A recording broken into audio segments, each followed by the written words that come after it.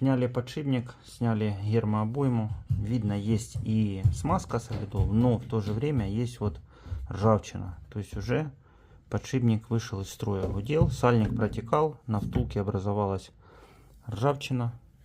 Видео передаст, да, передает все видео. Поэтому легким испугом отделались, поменяем, и все будет хорошо, будет стирать, все в порядке.